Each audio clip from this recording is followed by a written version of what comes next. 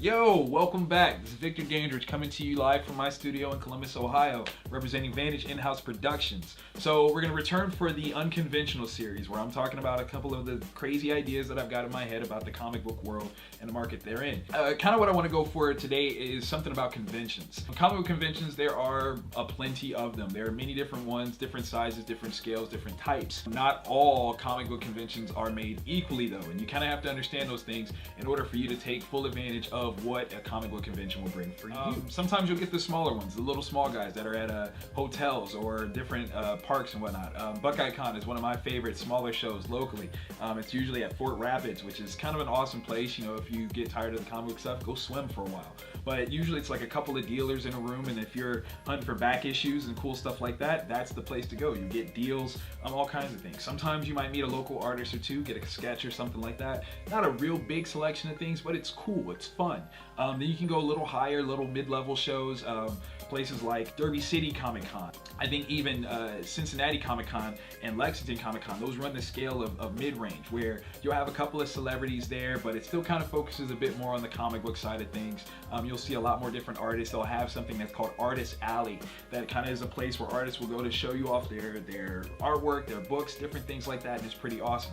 Then you have the big daddies. These are the big mega conventions, things like your Wizard World shows or your Reed Pop shows, which also include C2E2 and New York Comic Con, some of the largest ones. And then of course there's the granddaddy of them all, San Diego. Unfortunately, I don't have experience at that one, so you have to check back with me at some other time to talk about that. Those big level shows, you know, they kind of have a different, you know, price tag to get in the door, to operate within them, all kinds of things. You know, shows can run from anywhere from $0 to be an exhibitor to, you know, $500 to be an exhibitor.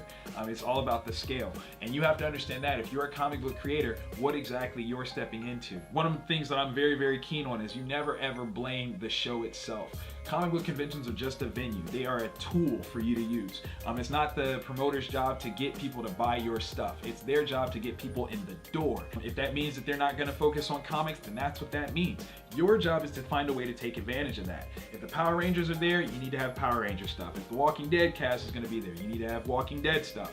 However it's going to do, or whatever it's going to be, that's going to get people to pay attention to you over the couple of dozen, you know, if not hundreds of other creators that are on deck there. Here's my word to all you other creators out there: stop blaming conventions. There's no reason to rate a show. They're different from year to year. What you really need to rate is what you did at that show.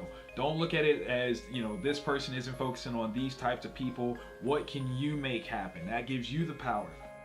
Don't be somebody that wants to point fingers. It's never helpful, and you never grow as an individual or creator. So that's my word to you. Be unconventional about that. And if you dare, I mean, make your own show. How about that? You know, if you don't like the way something's going, make your own. I do that on a regular. It started off many years ago. I did a thing called ArenaCon. This is an old piece of promo that I did from that, where I would go to a movie theater. When a comic book movie came out, set up in the lobby, do sketches, do all kinds of stuff. Make your own convention, set your own rules, set your own pace. And the fun thing about those, there's no one else there. I don't have any competition, so I can't lose. It's amazing. But sometimes you just got to step outside the box, be unconventional, and make it work for you. This is Victor Dandridge signing off. Thank you so much.